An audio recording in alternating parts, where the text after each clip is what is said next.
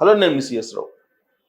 బడ్జెట్లో వస్తున్నాయి కదా అని చెప్పి సెకండ్ హ్యాండ్ కార్లకు వెళ్ళారనుకోండి, మీరు ఏదో ఒక రకంగా మోసపోయినట్లే, గ్యాంబ్లింగ్కి మీరు గురైనట్టే. వాస్తవంగా ఇప్పుడు హైదరాబాద్ మార్కెట్లో సెకండ్ హ్యాండ్ కార్ల హవా కొనసాగుతుంది.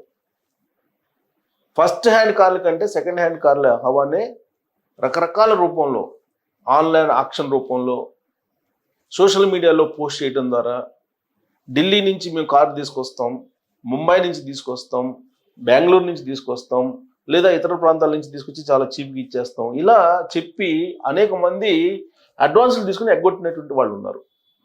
అలాగే కార్లు షోరూమ్స్ పెట్టి, సెకండ్ హ్యాండ్ కార్లను పెట్టి, మనం మాదాపూర్ ఏరియాలో చూస్తే కొన్ని వేల కార్లు ఉంటాయి. అలాగే హైదరాబాద్ మొత్తం కూడా అలానే ఉంటాయి, విజయవాడలో ఉన్నాయి, వైజాగ్లో ఉన్నాయి. ఇలా కార్ల వ్యాపారం, సెకండ్ హ్యాండ్ కార్ల వ్యాపారం అనేది 3 పువ్వులు 6 కాయల మాదిరిగా నడుస్తుంది. ఇంకొకళ్ళు బ్యాంక్ సీజ్ కార్లు అంటారు. ఇట్లా రకరకాల రూపంలో పబ్లిసిటీ చేసుకుని సోషల్ మీడియా వేదిక మోసం చేస్తూ ఉన్నారు. ప్రభుత్వాన్ని మోసం చేస్తూ ఉన్నారు, వినియోగదారుల్ని మోసం చేస్తూ ఉన్నారు. మరి వ్యవస్థలు ఏం చేస్తున్నట్టు? పోలీస్ వ్యవస్థ బ్లాక్ మనీ పెద్ద ఎత్తున దీంట్లో నడుస్తూ ఉంది వ్యవహారం, బ్లాక్ మనీ వ్యవహారం. ట్యాక్స్ని నిర్దాక్షిణ్యంగా ఎగ్గొట్టేస్తున్నారు. ట్యాక్స్లు ఎగ్గొట్టడంతో పాటు బ్లాక్ మనీకి అడ్డగా సెకండ్ హ్యాండ్ కార్ల షోరూమ్స్ మారిపోయాయి చాలా వరకు. దాంట్లో ఒకటి ఇప్పుడు మనకు కార్ లాంచ్. ఈ కార్ లాంచ్ దొరికిపోయింది. ఇప్పుడు పోలీసులు కస్టమ్స్ డ్యూటీ ఎగ్గొట్టారు. విదేశాల నుంచి కార్లన్నీ దిగుమతి చేసి హై హ్యాండ్ కార్లు, హై ప్రొఫైల్ కార్లు అని చెప్పి పెద్ద ఎత్తున ప్రభుత్వానికి రావాల్సినటువంటి ట్యాక్స్ని ఎగ్గొట్టేశారు కోట్ల రూపాయల్లో. లోకల్గా అనేక రకాలుగా ట్యాక్స్ని ఎగ్గొడుతూ ఉన్నారు, బ్లాక్ మనీని ఫ్లోట్ చేస్తూ ఉన్నారు సెకండ్ హ్యాండ్ సేల్స్లో. మరి దీని మీద రైడ్ చేయాల్సినటువంటి ఇన్కమ్ ట్యాక్స్ కానీ, లేదా ఆర్టీఓలు కానీ, లేదా పోలీసులు కానీ ఎవరు కనీసం ర్యాండమ్ చెకింగ్ కూడా చేయట్లేదు. దీంతో వినియోగదారులు మోసపోతున్నారు. ప్రభుత్వం భారీగా కొన్ని కోట్ల రూపాయల ఆదాయాన్ని కోల్పోతూ ఉంది.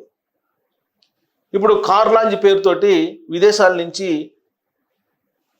లగ్జరీగా ఉండేటువంటి కార్లను తీసుకొచ్చి జపాన్ ఇలాంటి దేశాల నుంచి కస్టమ్స్ డ్యూటీని ఎగ్గొట్టి ప్రభుత్వానికి నామం పెట్టినటువంటి స్టోరీ బయటకు వచ్చింది. ఇప్పుడు ఇలాంటి స్టోరీలు చాలా ఉన్నాయి. ఒక్కొక్క షోరూమ్లు విజిట్ చేస్తే ఒక్కొక్క స్టోరీ మనకు కనిపిస్తూ ఉంటుంది. నీళ్ళల్లో మునిగినటువంటి కార్లని, యాక్సిడెంట్ కార్లని, ఇలాంటి ఫెయిల్యూర్ కార్లన్నింటిని కూడా తీసుకొచ్చి అక్కడ పెట్టి డంప్ చేసేసి వినియోగదారులను నిలువున మోసం చేస్తున్నటువంటి దాఖలాలు ఎక్కువగా ఉన్నాయి. ఇప్పుడు కార్ లాంచ్లో ఏం జరిగింది? సెకండ్ హ్యాండ్ కార్లను పెట్టి కార్ లాంచ్ పెట్టి ఖరీదైనటువంటి షోరూమ్ని డెకరేట్ చేసి కొన్ని కోట్ల రూపాయలు ఎగ్గొట్టారు ప్రభుత్వానికి. అలాగే కస్టమర్స్కి బురిడి కొట్టించారు. దీనికి సంబంధించిన న్యూస్ ఇప్పుడు వైరల్ అవుతుంది, ఎందుకంటే పోలీసులు పట్టుకున్నారు కాబట్టి. ఏంటి అదనంటే ఇది న్యూస్. హై ఎండ్ వాహనాల విలువను తక్కువగా చూపించి దాదాపుగా 100 కోట్ల కస్టమ్స్ సుంకాలను ఎగవేసినందుకు హైదరాబాద్ లగ్జరీ కార్ల డీలర్షిప్ బషరత్ ఖాన్ గుజరాత్లో అరెస్ట్ అయ్యాడు. 100 కోట్లు ఎగ్గొట్టాడంట కస్టమ్స్ సుంకం. అతను అమెరికా, జపాన్ నుంచి హై ఎండ్ కార్లను దిగుమతి చేసుకోవడానికి నకిలీ పత్రాలను సృష్టించినట్లు అధికారుల విచారణలో తేలింది. Directorate of revenue intelligence DRI ప్రకారం హైదరాబాద్లో కార్ లాంచ్ పేరుతో కార్ల షోరూమ్ నడిపిస్తున్న బషరత్ ఖాన్ అధిక కస్టమ్స్ సుంకాలను తప్పించుకోవడానికి నకిలీ పత్రాలు, తక్కువ విలువ కలిగిన ఇన్వాయిస్లను ఉపయోగించినట్లు అధికారులు తెలిపారు. ప్రాథమిక దర్యాప్తులో ఈ లగ్జరీ వాహనాలను అమెరికా, జపాన్ వంటి దేశాల నుంచి తీసుకొచ్చినట్లు తేలింది. వాటిని దుబాయ్ లేదా శ్రీలంకకు తీసుకెళ్లి అక్కడ వాటి ఎడమ వైపు డ్రైవ్ సిస్టమ్ను కుడివైపు డ్రైవ్కు మార్చారు. సో జనరల్గా అమెరికా, జపాన్ లాంటి దేశాల్లో ఎడమ వైపు ఉంటుంది స్టీరింగ్, దాన్ని శ్రీలంకను అక్కడ తీసుకొచ్చి కుడివైపుకి మార్చి, దుబాయ్ అక్కడ ఎడమవైపు నుంచి కుడివైపుకు మార్చి, ఆ తర్వాత నకిలీ పత్రాలు ఉపయోగించి వాహనాలను ఇండియాలోకి దిగుమతి చేసుకున్నట్లు అధికారులు వెల్లడించారు. ఇలా ఇప్పటి వరకు కనీసం 30 హై ఎండ్ వాహనాలను అక్రమంగా దిగుమతి చేసుకున్నట్లు గుర్తించారు. వీటిలో hammer EV, Cadillac Escalade, Rolls Royce, Lexus, Toyota land cruiser, Lincoln navigator వంటి లగ్జరీ మోడళ్లు ఉన్నాయి. గత 10 సంవత్సరాలుగా హైదరాబాద్లో లగ్జరీ కార్ల షోరూమ్ను నడుపుతున్న బషరత్ ఖాన్ ఒక్కడే అలాంటి 8 వాహనాలను దిగుమతి చేసుకున్నాడని, దీనివల్ల 7 కోట్లకు పైగా కస్టమ్స్ సుంకం ఎగవేతకు పాల్పడ్డాడని అధికారులు ఆరోపించారు. ఖాన్కు అతని వ్యాపార భాగస్వామి డాక్టర్ అహ్మద్ సహాయం చేసినట్టు గుర్తించారు. అతను తన ఫామ్ హౌస్లో ఇలా అక్రమంగా దిగుమతి చేసుకున్న లగ్జరీ వాహనాలను ఉంచేవాడని తెలిసింది. ఇక బషరత్ ఖాన్ వద్ద కార్లు కొనుగోలు చేసిన కస్టమర్లలో చాలా మంది పన్నులను ఎగవేసేందుకు అతనికి నగదు రూపంలో చెల్లింపులు చేసినట్లు తెలుస్తోంది. ఈ దిగుమతి నెట్వర్క్ హైదరాబాద్, ముంబై, పూణే, అహ్మదాబాద్, బెంగళూరు, ఢిల్లీ అంతటా విస్తరించి ఉందని అధికారులు తెలిపారు. ప్రస్తుతం ఖాన్ను జ్యుడిషియల్ కస్టడీకి తరలించిన అధికారులు తదుపరి దర్యాప్తు చేస్తూ ఉన్నారు. ఇది వ్యవహారం. ఇది బషరత్ ఖాన్కు సంబంధించినటువంటి గ్యాంబ్లింగ్ మాత్రమే బయటకు వచ్చింది. హైదరాబాద్లో ప్రతి సెకండ్ షోరూంలో ఏదో ఒక రకమైనటువంటి గ్యాంబ్లింగ్ బయటపడుతుంది. ఇన్వాయిస్లను మార్చేస్తున్నారు.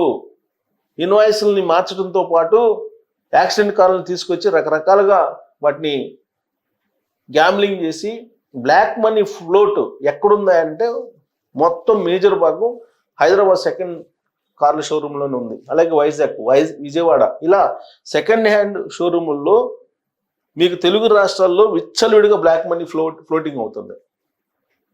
అలాగే ఇన్వాయిస్లు మార్చేస్తున్నారు, పేపర్లని మార్చేస్తున్నారు, తర్వాత హిస్టరీని మార్చేస్తున్నారు, వెహికల్ హిస్టరీని కూడా మార్చేస్తున్నారు.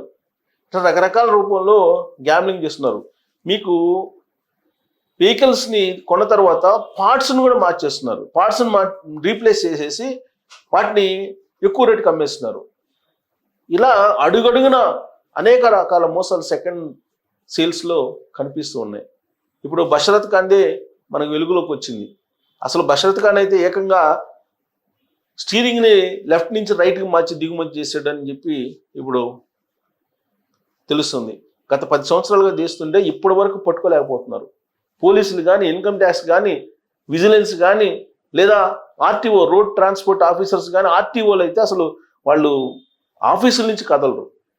పోలీసులు ఆ సెకండ్ హ్యాండ్ సేల్స్లో ఏం జరుగుతుంది, ఎంత మోసం జరుగుతుంది, ఇన్వాయిస్లు ఎలా మారుస్తున్నారు, స్పేర్ పార్ట్స్ని ఎలా మారుస్తున్నారు, రీప్లేస్ ఎలా చేస్తున్నారు, వినియోగదారులను ఏ విధంగా మోసం చేస్తున్నారు, అసలు బ్లాక్ మనీ ఎంత ఫ్లోట్ అవుతుంది, వీటన్నిటి మీద విచారణ చేయకపోవడంతో ఇది ఒక నల్ల మార్కెట్గా మారిపోయింది, గ్యాంబ్లింగ్ మార్కెట్గా మారిపోయింది. సో దీని మీద ఇప్పటికైనా ప్రభుత్వం ఒక యాక్షన్ ప్లాన్ కనుక తీసుకొని ర్యాండమ్ చెక్కింగ్లు కనుక చేయకపోతే, బయటకు వచ్చింది ఇది ఒక్కటే. గతంలో కూడా ఇలాంటివి బయటకు వచ్చాయి. ఇప్పుడు వాళ్ళు 10 సంవత్సరాల నుంచి చేస్తున్నారు. వాళ్ళు 10 సంవత్సరాల నుంచి చేస్తుంటే ఇప్పుడు పట్టుకున్నారు. 100 కోట్ల రూపాయలు నష్టం వచ్చింది ప్రభుత్వానికి. 100 కోట్లు.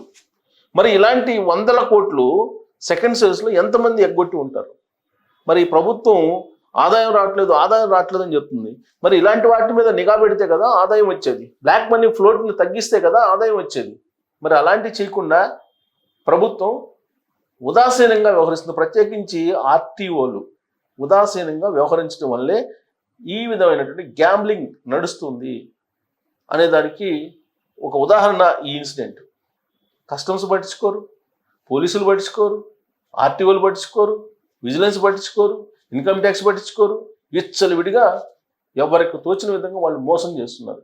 మోసపోయే వాళ్ళు ఉన్నారు, మోసం చేస్తూ ఉన్నారు. మరి ఈ పరిణామానికి అడ్డుకట్ట వేసేది ఎలా అనే దాని మీద మీరు కామెంట్ చేయొచ్చు. Thank you.